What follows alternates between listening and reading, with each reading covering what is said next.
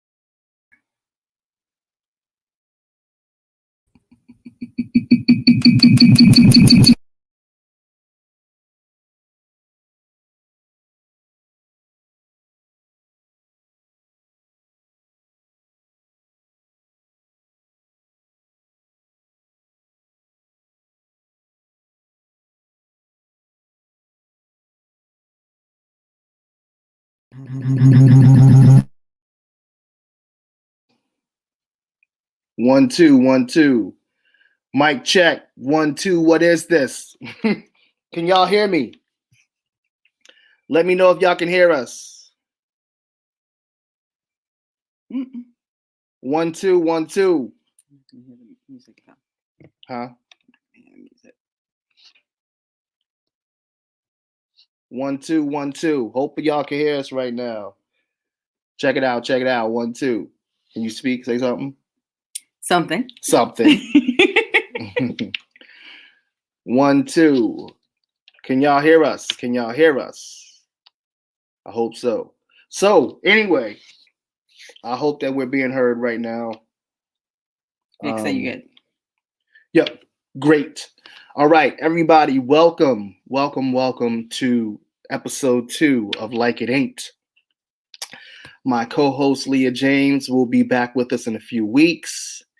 And this week, I have my wife with me, Mikelle Drew-Pellum. Hello. Hello. You know, we're all smiles right now, but we're really here to talk about some real serious, something very, very serious, actually. We had decided on Sunday that we were going to watch the Killing of Breonna Taylor documentary on Hulu by the New York Times, not knowing that the Attorney General would be putting out this, I don't know what you want to call it. He would be putting out this indictment during the week. So it made what we wanted to discuss even more relevant. First and foremost, I want to say to the brothers, we need to protect our sisters because this country is not. This country is not protecting them, and we need to be the protectors. And for those that already are protecting, maybe we need to even go even further. We need to all protect the Black woman. And speaking of which, I want to open it up to you and ask you what you initially thought when you watched the documentary, when we watched it. I had a lot of thoughts when I watched that documentary. I thought it was really intriguing, and it was helpful to actually put all the pieces together because I had heard snippets of different things and I hadn't really heard all of the facts. It was also good to be able to hear everything from the perspective of the people actually involved and not different reporters and people that were giving their perspective. I think that I was very intrigued about the no-knock warrant because I really did not realize that they were still being enforced in the way that they were. I mean, I had brought up Gil Scott-Heron's poem, No Knock. Mm-hmm. And I mean, this was back from the 70s where he's talking about no-knock warrants and he's talking about no-knock warrants and how they need to be outlawed and how they were being enforced then. And I thought that they were off the books, but apparently they are not. Right. There are, what I read was, I think like 13 states that have them as laws on the books. There are, let me just see. There's 7 states that allow them regularly and 16 states that don't have them actually on the books, but police are able to just make unannounced entries. Now that's more than half of the 50 states. So that means that more than half of the states in the US will allow police to just come into your home unannounced. So, what is that? And, with plenty of these, I've seen some videos with plenty of these no-knock warrants that are being executed. There's been a few times where they've gone to the wrong house. They've gone to the wrong address. Oh, yeah. Totally, This case right here, it hurts so much because to me, it's evidently clear that the police were in the wrong. But yet no one, like this indictment, he was being indicted basically for shooting from outside inside to the home and shooting into the drywall. It was insulting. No one was charged for her murder. In fact, in the documentary, I noticed that right after it happened, the chief of police out there in Kentucky, he went and did a press release. Well, he spoke to the media. And as he spoke to them, he was saying that he thanked God that his officer, John Mattingly, wasn't more seriously hurt in this situation that happened. He didn't mention Breonna. He didn't mention that, she was murdered or anything. He just, and the way he opened up, it made me think that he was going to express his condolences to the family. I mean, that's I don't know what they could do. I don't know what happened, but I just know that someone died and we're sorry for that. We're sorry that someone died. That doesn't mean they're saying that they're responsible. because we know that they won't do that because they got to talk to their lawyers and all this other stuff. But it was like, wow, even in his statement, he didn't want to address her. So he didn't address her. The attorney general didn't address her. No one that's dealing with this case wanted to address Breonna Taylor. And that's just hurtful. It's sad. It really is sad. And it kind of makes you feel like all the protesting, all the calls, all the petitioning, this happened in March. And we're 4 or 5 months later, and this is the best that you can do? Like, come on. And then Trump comes out and, pretty much says that this man did a good job, the attorney general. What else was he gonna say?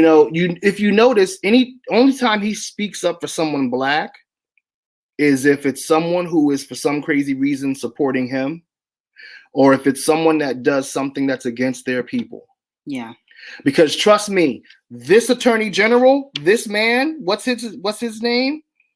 I had it written down somewhere. The attorney general in Kentucky, he is against the people, period, point blank. It doesn't mean every time something happens with somebody black, you have to side with them. But you have to side with the truth. That's all we're asking for here. Like literally, America showed us. They just showed us again. That Black lives don't matter. Yeah.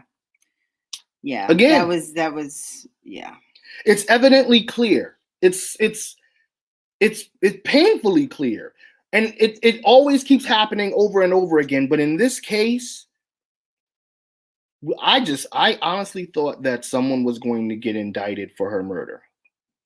Right. Because there has been other cases in more recent times that more officers have been some officers have been getting indicted. Daniel Carmen, thank you. That's his name. And Cameron, I think. Cameron, maybe it's Cameron. Daniel Cameron, yeah. Thank you, Vic. Big up to Vic. Big up to Lynn. Big up to everybody watching and tuning in. We appreciate you. This is just very real right now. Like, it gives me chills to think, because Breonna and her boyfriend were in bed. It was after midnight. They were sleeping. And suddenly they hear this harsh banging on the door. She was scared. It woke him up because she was scared. He goes to see what's going on. She's yelling out, "Who is it? Who is it?" No one is answering or responding. And then suddenly the door blasts open. Now, to me, this no-knock thing and the whole thing with stand your ground, they butt heads. Like, that shouldn't be in states like this, because it's like, listen, 9 times out of 10, somebody in Kentucky, they got a gun if you go up into their crib. Well, first of all, and if anybody coming in your house, busting down your door, knocking on the door like a crazy person, right, at 1 a.m., 2 a.m., after midnight period, deserves to get shot at. Well, either way, you're gonna look at them suspect. Yeah. If anything happens, we're like, if anything like that were to happen and we heard it, both of us are getting up like, yeah, WTF. Yeah, like it's on. Like, right. You know what I'm saying? Right. Especially that late. Right. And if they're going to home, because it was 5 other homes they went to in these raids. So they went to her home because her ex-boyfriend was a drug dealer, and she had bailed him and another associate out 3 times between 2017 and 2019. Okay? Now, she could have just been looking out for her man, who was her man at the time, looking out for her people. Or it could have been something more. But either way, even if it was something more, even if she was a co-conspirator in this dude's hustle and drug deals, she didn't deserve death. Right. She didn't deserve death. Well, or this no knock. None of us ever deserve that.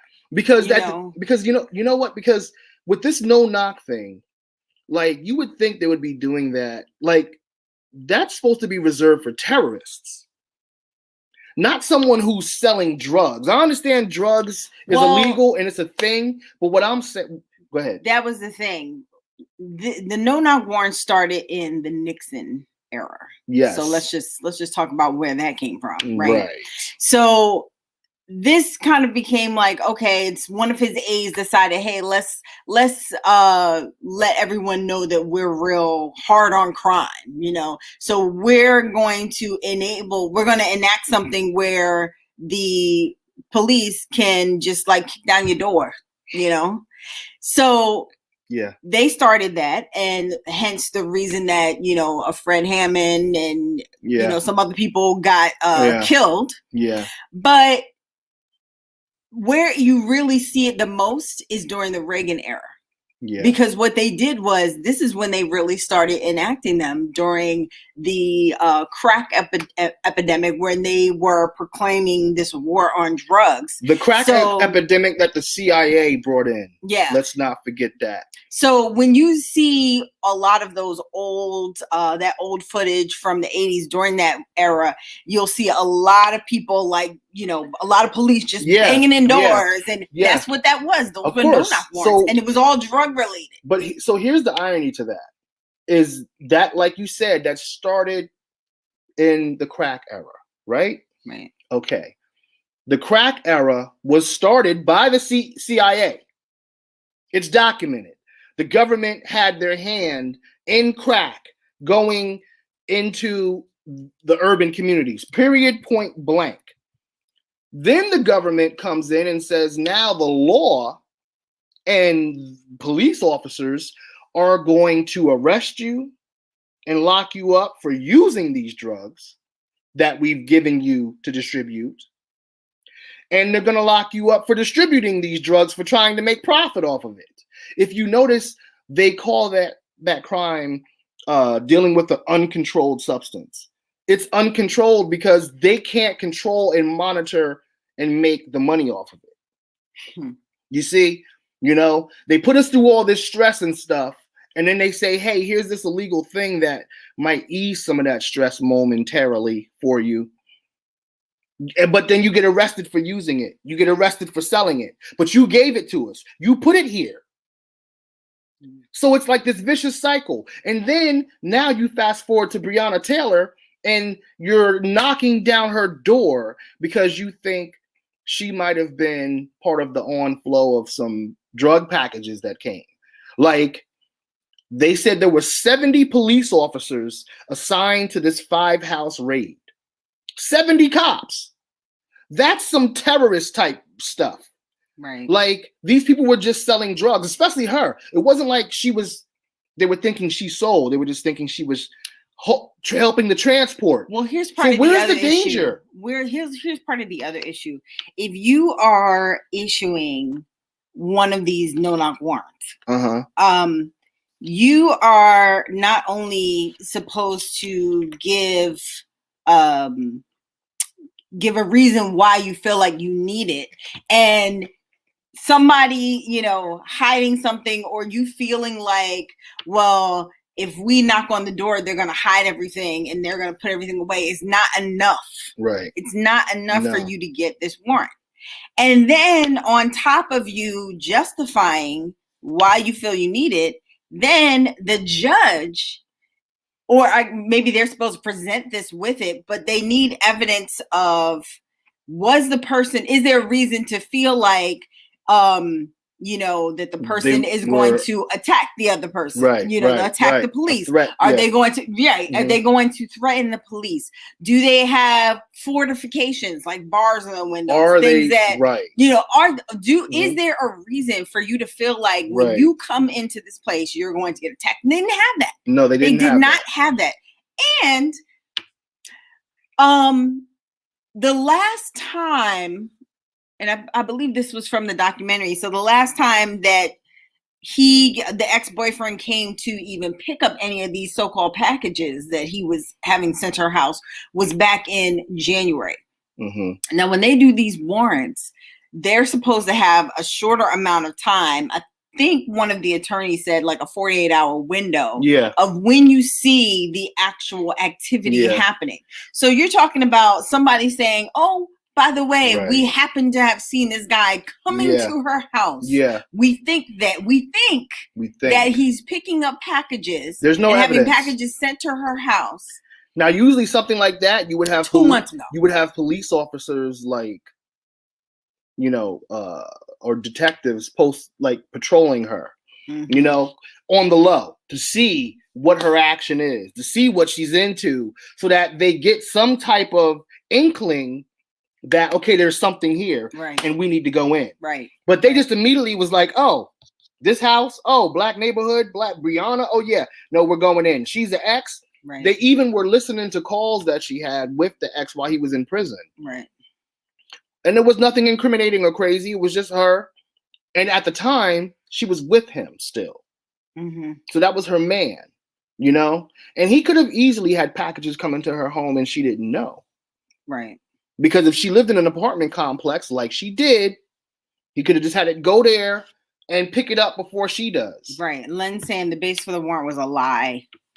Completely. Someone needs to be prosecuted about that. Yeah, they do. Cover up on multiple levels. And speaking of the cover up, first of all, I think that this whole thing about you getting a warrant to just knock somebody's door down, and then also the fact that whether you kill somebody or not, you know, the police can't be prosecuted. You are giving these people way too much credit. We supposedly have to hold police to a higher standard, but that doesn't mean that people who hold themselves to higher standards are actually becoming part of the police force. Yeah. Oh, and speaking of that higher standard, Detective Brett Hankerson, okay, that was the guy who actually shot Breonna, right? I think so. Well, he's the one who was charged. He's the one that was indicted. He's the one. So he didn't shoot her. So he didn't shoot her because So Brett Hankerson, in this documentary, we saw that a white woman came out and said that Detective Hankerson did some very sketchy stuff to her, like he was gearing up to try to rape her. And she got out of that situation as soon as she could. And eventually when she posted it on Instagram, 12 other women came out. And they found out that he had some cases of misconduct that all got dropped and dismissed, you know? And I say that because I noticed that a lot of these people who are racists, bigots, or whatever you want to call it, they're also sexists. And in some cases, they're sexual predators as well. But these are the people who are presiding over us, who's the law and order. Right. Like this guy is the law and order. This Brett Hankerson is the law and order. But when he goes out at night, he patrols and tries to do things to women because he's a cop. He's a troll because he can't get a woman on his own, of course. You know, I've always said this, whatever. A lot of these people, man, they suffer from, I'm not even going to go into that. Anyway.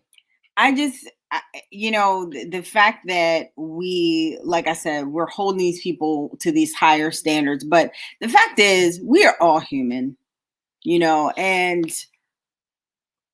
I don't know that I think that the law is giving these cops way too much credit.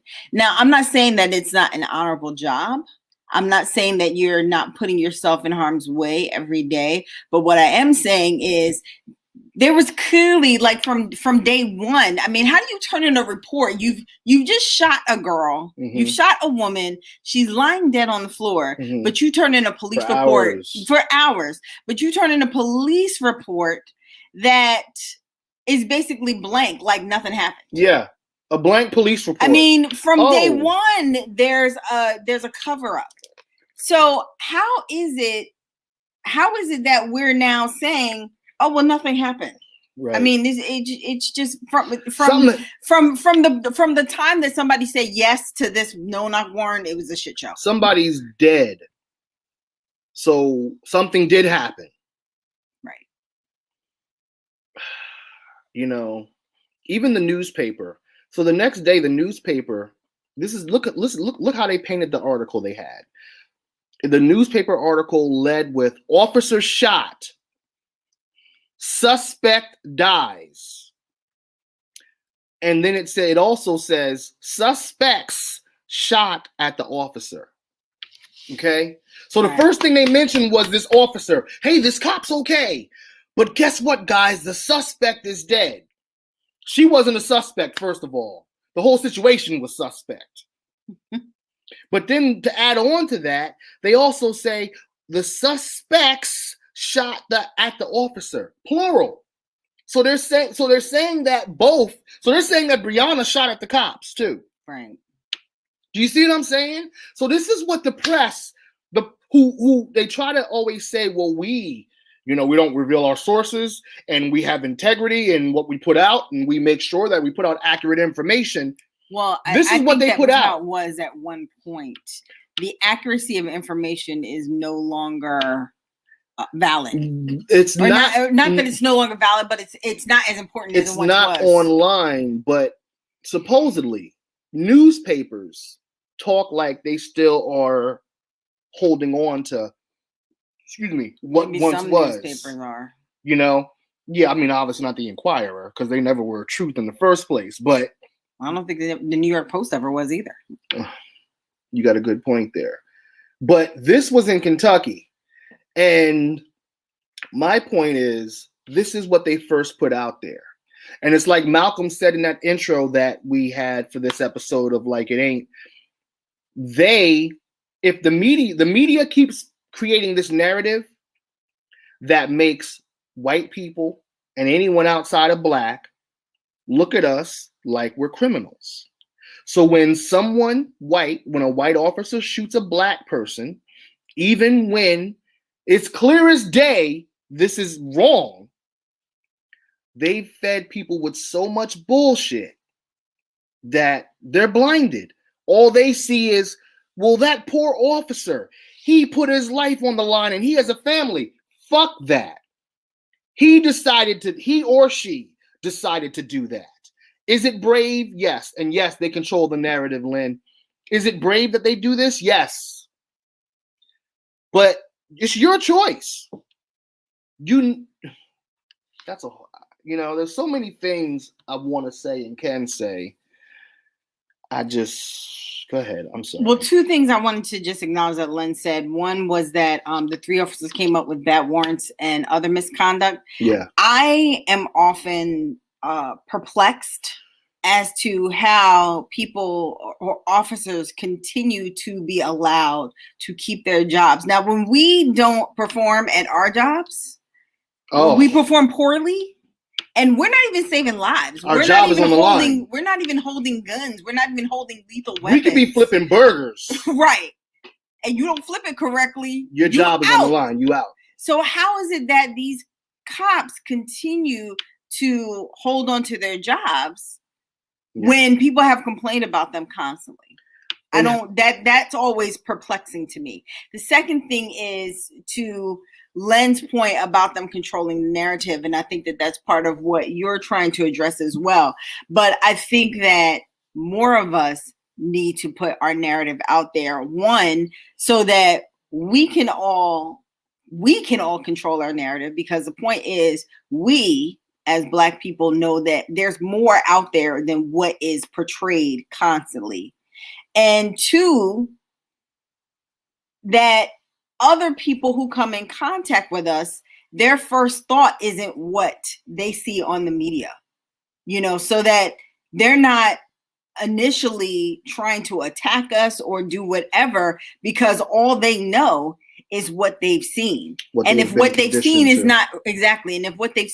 not controlled by us, so that we're putting a truthful narrative out there, then it's almost like a losing battle. Yeah. And speaking of narrative, and this will be a even broader topic to cover in another episode, I feel like as much as we're saying to white people and to the system and to all these things, you need to change, we also have to we have to work on us.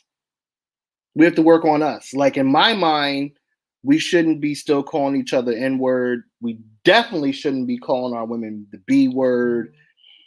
And we should not celebrate music or artists that advocate that anymore. We just shouldn't. I made the mistake of doing that in my younger years and some of the music that I listened to. And I realized that imagery is so powerful. It sits with people more than somebody telling you about their story sometimes for some reason. When it's in that box, in that platform and form of entertainment, it sinks in. It really does. And we need to change that narrative. We need to change that. We really do. Because, and we also need to defund the police. Yeah. I think the problem with, and not the problem, it's more about the problem of semantics, because there are so many people who hear defund the police, and what they hear instead of what you're really saying is get rid of the police. Right. In my mind, what I'm thinking is a reimagining of what policing is, and taking some of that funding away that goes directly to police officers and the whole unit of policing, and moving it into other places where, I mean, let's just talk about after school programs. After school programs, you know, everything. I mean, you know, when you think about kids getting into trouble, because they don't have anything to do. I mean, that was definitely the issue when I was living in Brooklyn. There were so many kids that just, they didn't have anything to do. So they got into trouble, which is what kids do. And then the other part of it is, when in talking about controlling and changing the narrative, there are children are going to be children. They're going to do stupid shit. Yeah. I mean, you had the opportunity to do dumb things. I had the opportunity to do dumb things, to mess up, and to get the second chance that we all, and almost everybody, definitely a lot of the white kids, and a lot of us, fortunately, were afforded that second chance for somebody to say after we grew up. When we got second chances, those white kids got several more. Right. They still were getting more than us. And I saw that Lynn said there is no accountability for the police.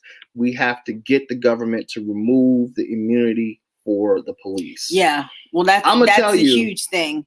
The whole immunity thing is really crazy, because it's so wide and so broad. All you have to do is say, well, I felt like my life was in danger. So, I mean, who's not going to say that? Who's not going to walk into some kind of, encounter and say, well, I thought that she had a gun. Yeah. Or I thought that he had a gun. And here's the thing. That I was going to be attacked. And here's the thing about this whole, I thought my life was in danger.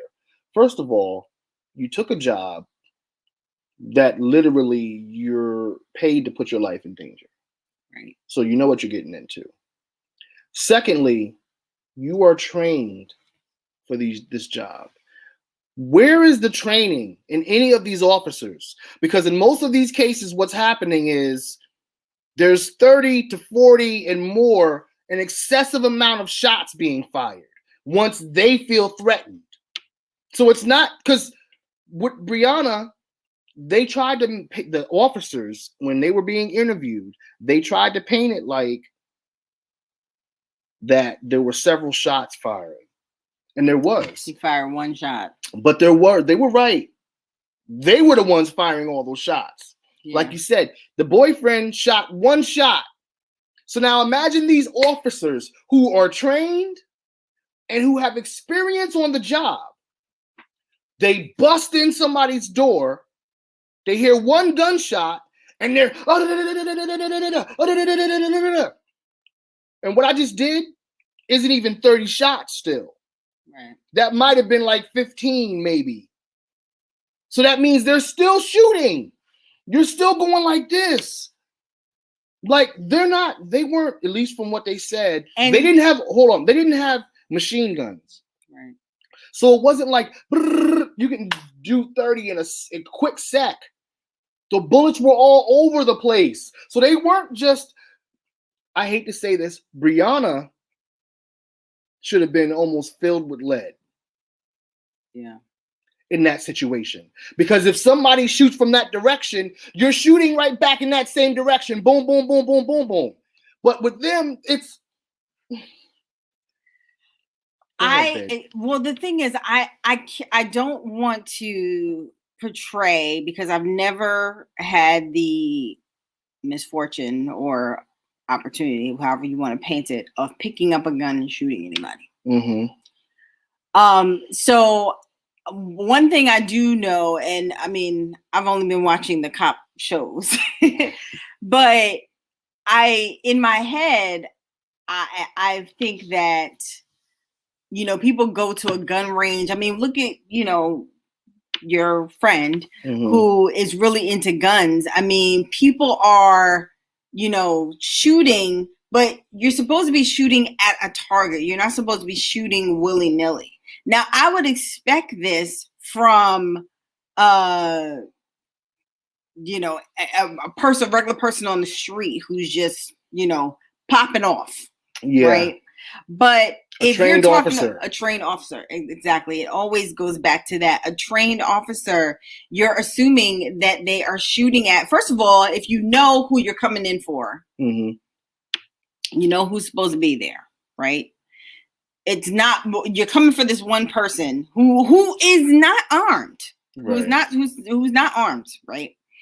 So why are you filling her apartment? And then you're shooting willy-nilly, which means that now not only are you putting the people inside the apartment in danger, but now you're putting everybody around. There were stray bullets that went into other apartments that had children in it.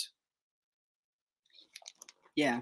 And then, let's see. Yes, Vic, as well as Philando Castillo, definitely have forgotten along with so many others. Yeah, Diallo in the Bronx. Ooh. 41 shots, and he didn't have a gun. And the brother did not have a gun.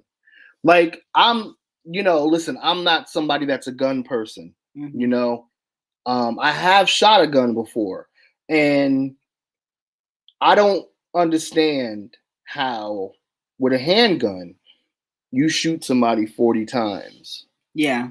That means that you stopped and reloaded and then kept on shooting. In some cases, yes. That means that you definitely reloaded. And it's, because it was more than one officer in those cases. You know what I'm saying? So they didn't have to reload because their reload was their other officers next to them that's just firing away. Yeah. It just makes no sense to me. Where is the training? Where is any of this? And then when they mess up like this, because you know what? Where's the accountability? Where's the accountability? Or where's the retraining? Or if an officer gets shot and lives, they put him on desk duty for a while. They make him go through therapy, all these things. But when an officer shoots somebody else, he pretty much just goes back to work, he or she, because it's not just male cops, but it's sad. And then, so back to her case, after she gets shot, and now it's a big call to the other police members that an officer's down. They show up. They're trying to get him, the boyfriend, out of the house. And as they're yelling at him, put your hands up, keep your hands up, blah, blah, blah, blah, blah. They're yelling at him and calling him a cop killer. Right. These are the officers. Cop killer. He hasn't killed anybody. He didn't kill anybody. Meanwhile, they killed his girlfriend. And right in front of him. Laying there. And she's still laying there. And they're saying, cop killer. He didn't kill anybody. And even if they thought he did, this is a brief look into the mind of these officers. Because you would think, you would want your officer to not jump judgment or to not jump to, okay, this guy's a cop killer. But that's immediately what they went to, even though no one was killed. No one was killed. And it seemed like this dude, he is a registered gun owner, the boyfriend. He's a registered gun owner who never shot anyone before, but he did say he shot at the range. Mm-hmm. So his training looked like it was better than the cops' training. Because you busted into my crib and I just shot you in the leg. Right. Oh, yeah. Can't. You know, like when we watch CSI and these other shows, they shoot the suspect in the leg or in the arm or somewhere so that they can detain them and punish them. So they can live to go through the punishment or live to find out that they're innocent. But they live. Right. Well, most white suspects do as well. And that's what makes it even crazier. Because then you see all these videos of white people. I mean, I've seen videos of white people beating up on cops, and the cops was fighting them back like they was trying to hold off their mama. Right. Like they was fighting them with respect. Come on, no. What? I've seen white people steal the cop car while they were trying to arrest them. Wrestle a gun out of somebody's hand. Come on. I done seen all. Oh, and forget about the young dude who shot up that church. Mm-hmm. They took him to Burger King. And was brought for a snack. Yeah. Listen, this is how privileged he knows he is. He just killed some people and tried to like bite somebody's face off. And he still was like, can y'all stop and get me something to eat? Because he knew they was going to stop. That's privilege. If that was somebody black, would have been back there like, okay, well, this is over for me. Right. This is it. Him, he's like, can we go to Burger King? They're going to be wondering if they even make it to the station because they can't even believe that they made it into the car. Come on now, especially if they shot just one white person. Don't let it be an old white lady either. Ooh, God. Or white lady, period. That's like the coveted ark. That's like the thing Indiana Jones is always searching for in the movie. That's everything for them. That's the prized possession. So it's just we're tired of the injustices. Because if this happened in this case, babe, imagine what's happening in the cases that we don't know about. Well, and that was the other thing that I thought about was how many more of these how many more Breonna Taylors are there? Maybe, you know what? I just had an idea. And Brian's that we just don't even know about, that, things have happened. People are shot. We should start. And nobody knows anything about it, because they don't have enough press. They don't there's not enough people who got up in arms about it. And it was just kept quiet and on the low. We should start like uncovering more of these stories. Because I feel like when it gets some press and then people start talking about it. And then suddenly they want to hold somebody liable. Because a lot of these cases, one of the similar factors in a lot of these cases is that no one was charged with anything until people started making a stink about it online. Right. You know what I'm saying?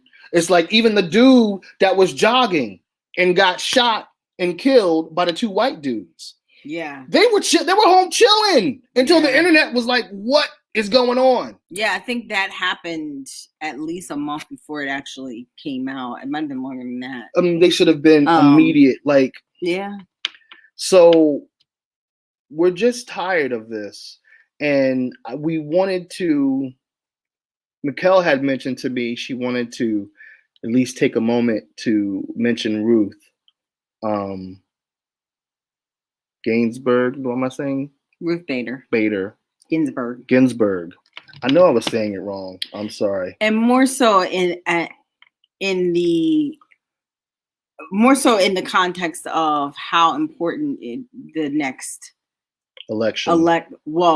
The next election, but also whoever, fighting to make sure that whoever wins the next election, which God forbid, but whoever wins the next election is a person that will be able to nominate the next justice that's going to be on the federal, sitting on federal judicial branch. Because, and I've already heard that Trump has nominated some conservative woman. Mm-hmm. And it's because, that's a lifetime appointment. Yeah. And that all the things that we feel like are, a lot of people feel like are kind of leftist leaning. But I think that there are things that are just rights that, honestly, I don't even understand why the federal human rights, not even so much human rights, but just things that, like, for instance, for like abortion, like, why is the federal government telling me what I can do with my body? Because they tell us everything, or they at least try to. But there's, things like that, healthcare, things that I think, to your point, are basic human rights that are basic human rights in a lot of other countries. They will just have the opportunity to reverse a lot of things that we right now take for granted as basic rights. Yeah.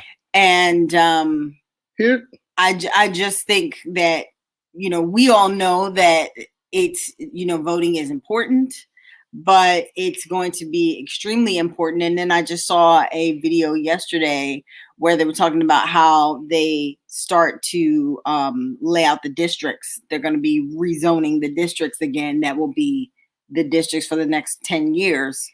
And the senators and the House, the people who are in charge of doing that, they will also get elected in November. So it's not just the presidential election, it's the local elections, it's your Senate, it's your House, it's the people who actually mean something.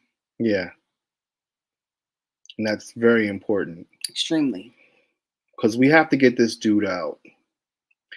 And I'm getting to a place and a point where I don't really feel as friendly about this stuff as I once did. Because even from the 90s when I was marching, yeah, exactly, Vic. I was tired of it then. We were asking then. We've been asking for so long. And when I say defund the police and things like that, I feel like I'm getting to a place where I'm thinking more extreme, where I'm like, I don't know if we need them at all. I know that there's instances. I know that the police are very valuable in certain ways. But if these good cops aren't stopping this shit that's going on, it don't matter. It doesn't matter. Like, it's hard. They don't understand that every time this happens, it makes it more difficult for me to trust them. It makes me more anxious and full of anxiety if I get pulled over, especially if I get pulled over with you in the car. And we know what happened to us when we were in Clark with that officer. It gives me anxiety every time we walk out of the house. You see what I'm saying? Honestly. And this is also the reason, I don't know if you knew this, but this is also the reason why I'm always like, do you have your phone with you? Right. So the times when you walk out and I call and I hear the phone ringing here, it makes me like really, really crazy until the moment that you walk back in the house. And that's why I'm saying, fuck the police. And you can take it any way you want. I know officers. I have family that were officers. When I say fuck the police, I mean this whole system that they work for. The whole culture. That's exactly it. The culture needs to go. Because you know what? I've worked with several officers on several things and that were outside of the law. And they don't know how to turn that button of their controlling things off, which concerns me, because then that means when they're on the job where they are actually controlling things, they're that much more difficult. They're that much more of a problem. He said, not such an extreme thought at all. And even if so, these continuous situations invoke that type of feeling and thoughts. It definitely does. It definitely does. We're tired. Like, you'll see tomorrow when we do Super MC, we're doing, again, part 2 to the conscious era of hip hop and just conscious music. And I'm like, dang, we've been talking about this for so long. Yeah. There's evidence. Like, forget about police brutality is a constant topic that comes up regularly in hip hop. It's like y'all dance to our music. You're entertained by us. You love when we slam a basketball into the basket, or when we dunk a ball, or when we score a touchdown. But then as soon as we start actually speaking, you don't want to hear us. As soon as we're telling you about injustices, you're making it like it doesn't happen. Or when we say defund, because the funds should be going to the community, like you were saying. They need to be going to after school programs. They need to be going to education. Not only do the police need to be defunded, but the school system needs to be defunded. Because what the hell are they still teaching these kids right now when it comes to history class? I'm talking about all the way up through high school. College and universities are different. Some of them may fall under the same umbrella, but a lot of them are different. That's different because you're dealing with independent adults. To be honest, I think that some of the money does need to go to state universities and colleges. I don't think they get enough money. Yeah, I don't know if, as human beings, let me tell you something. We have 2 cats. These cats do not understand English, okay? Of course. They exist on this world. Well, that's what you say. They exist. They understand us, quote and unquote, kind of when they need to, and they communicate when they need to communicate. But they've never had to go to school to do these things. I feel like, I know they used to say education is about expanding your mind, but the mind expansion is right at our fingertips right now, whether it's on our phones, whether it's on our laptops, whether it's exchanging with others. Because what they're teaching in schools, imagine the history that we've been taught all these years, babe, and the people that we've been taught by. Some of these people are people that don't like blacks. So you know they were teaching in a certain way. Or like that video you sent me that was from years ago about that teacher using the N-word, referring to one of his students. Yeah. You know what I'm saying? Like, there's just, all of this needs to change. And instead of looking at this, I know it's hard for a lot of people because they're used to what they're used to. But you know what? Every time you go through a breakup, you feel like you'll never get over it. You feel like you'll never get out of this hurt. But you do. And usually, hopefully, you move on to something better. I know I did. I'm just saying. And that's what we need to do. Now is a time where we're supposed to level up. We're supposed to elevate as human beings. See, there's other levels of greatness in us that we haven't accessed yet. And these times are screaming for that. These times are pushing us towards accessing that. But we refuse because we're stuck to the good old American way. Well, I think that for a lot of people, the hope is that this pandemic, it's not exactly what you thought, when you hoped it would be. I mean, I've said that about, me and being home now. But at the same time, I think having something so extreme is the only thing that could have stopped all of us so that we can actually pay attention to what's going on. Right.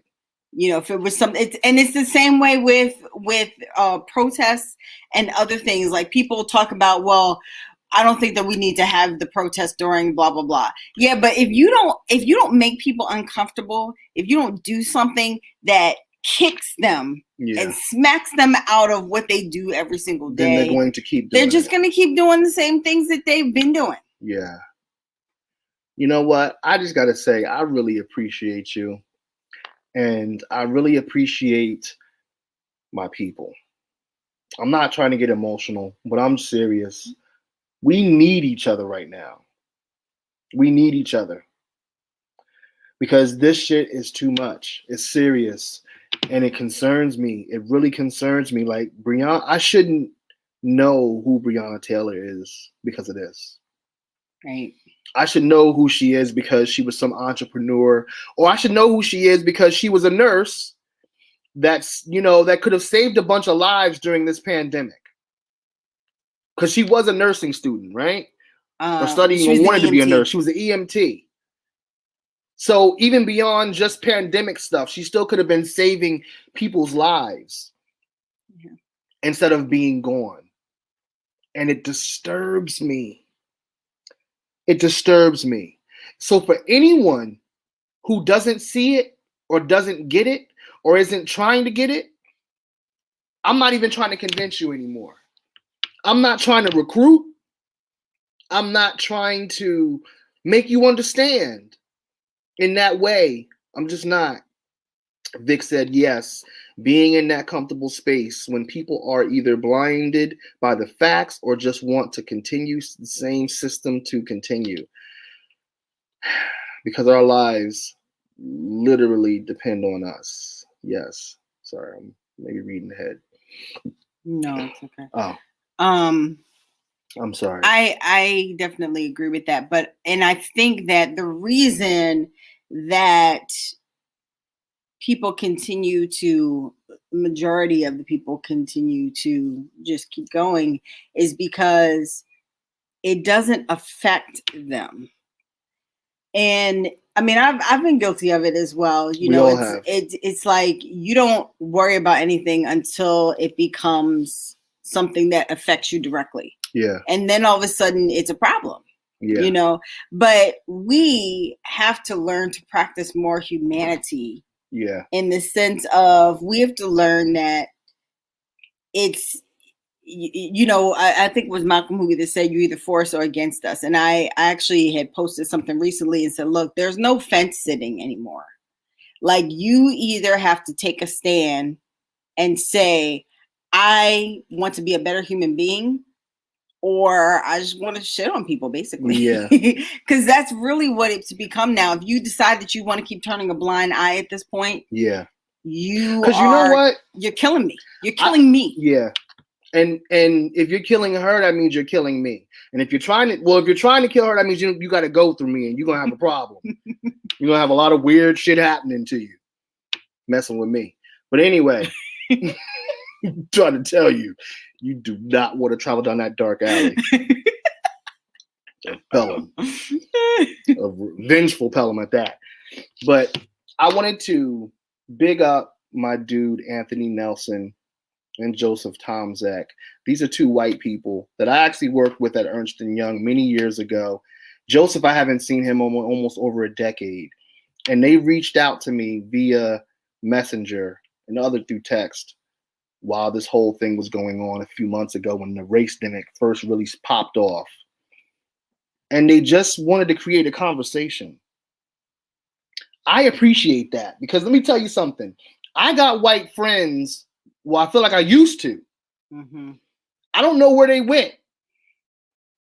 I'm just keeping it funky. None of them want to have a conversation or talk about this stuff, at all, or come together.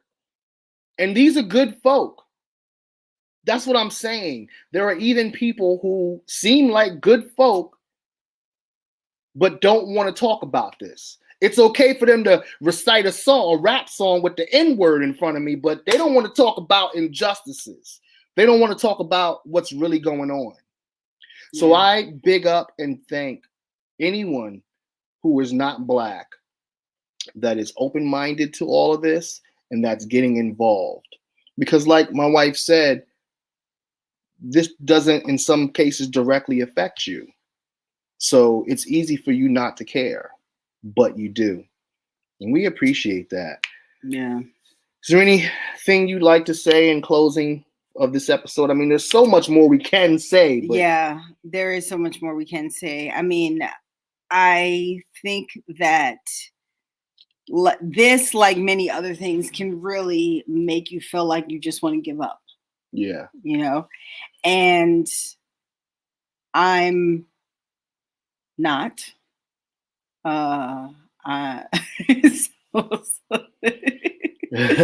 Vic said, seem like good folks, but sound a little suspect to me. Right, Vic. I just invite everyone who is trying to continue to fight the good fight to keep going. Yeah. I mean, that's really kind of all you can do, because if you decide that you just want to give up and you're like, we can't win this, then we won't. Right. And as I often mention in recent times, going back to Michelle Obama's book and her documentary, there are a lot more people who are together and who want to focus on what makes us alike more than there are people who want to divide us. We just need them in office. So vote, y'all. Yeah, vote. And you brought up a very great point. The media tries to make it seem like there's less of us like-minded people, but we're all here. And I thought about this. I talked to Mikelle about this, and at least from now through the election, I'm really looking to do like it ain't every week instead of every other week. Because there's a lot to say and there's a lot to express. And I'm just fucking angry, to be honest with you.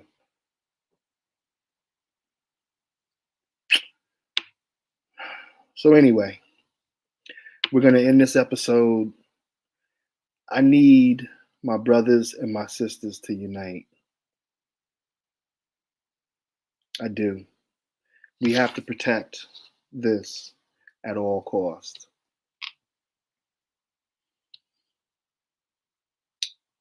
Maintain, y'all. Yes. I'm going to be good because I'm crazy. Do something crazy to somebody. But no, seriously, y'all. Good night. We'll be back next week.